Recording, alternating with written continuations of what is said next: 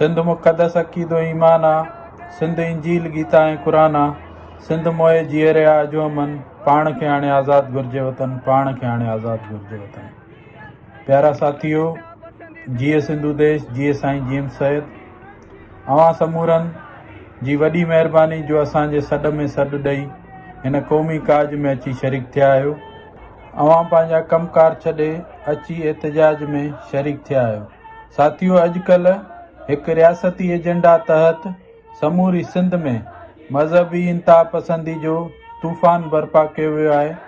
हर पासे फ़तवा ॾींदड़ मज़हबी बुनियादनि ते फैलाया विया आहिनि ऐं खाना जंगी वारी सूरतहाल पैदा करे सिंध जो अमन ख़राब कयो पियो वञे। इन समूरी साज़िश पोयां पंजाब साम्राज्य ऐं रियासत पाकिस्तान आहे, जेका असांजे क़ौमी हक़नि ते धाड़ा हणी असांखे वेड़ायो ऐं हुकूमत करियो वारी उसूल पटांदड़ पाण में वेड़ाए तमाशो ॾिसंदड़ आहे। सिंध शाह अब्दुल लतीफ़ भिटाई, सचल, सामी ऐं साईं जीएम सैद जी सरज़मीन रही आहे। सिंध हमेशह मोहब्बत, अदम तशद्दुद जो पैगाम ॾेई अमन आलम, इत्तेहाद इंसानी ऐं तरक़ी बनी नूह आदम जो पैगाम ॾिनो आहे। सिंधी समाज में नफ़रत न पर मोहब्बत रही आहे, अणसहप न पर बर्दाश्त रही आहे।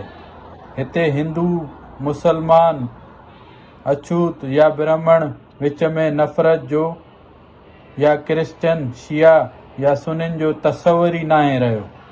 सभई सिंधी आहियूं ऐं सभई हिक ॿिए सां मोहब्बत कंदड़ आहियूं।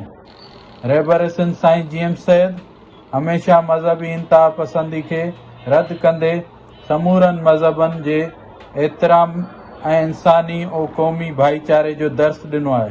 हाणे सैयद जे आफ़ाक़ी पैगाम खे आम करण जो सही वक़्तु अची वियो आहे। ताज़ो अमरकोट में पंजाब साम्राज्य जी साज़िश तहत डॉक्टर शाहनवाज़ कुंभार खे मुल्हनि जी फ़तवा ऐं पुलिस हथां शहीद करायो वियो आहे, जंहिं जी असां सख़्तु लफ़्ज़नि में मज़म्मत कंदे FIR में शामिल जवाबदारनि जी फौरी गिरफ़्तारी जी घुर कयूं था।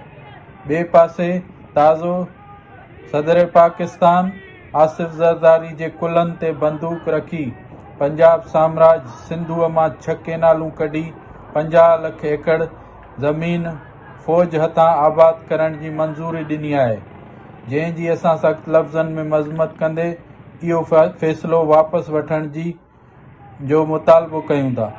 इहो फ़ैसिलो अरसा जे कानून जी भञकड़ी ऐं सिंधू दरिया ते धाड़ो आहे, जंहिं सां समूरी सिंध मुतासिर थींदी।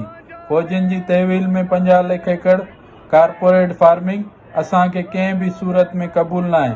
असां मुतालबो करियूं था त इहा ज़मीन बेज़मीन हारियुनि में विराए उन्हनि खे हवाले कई वञे।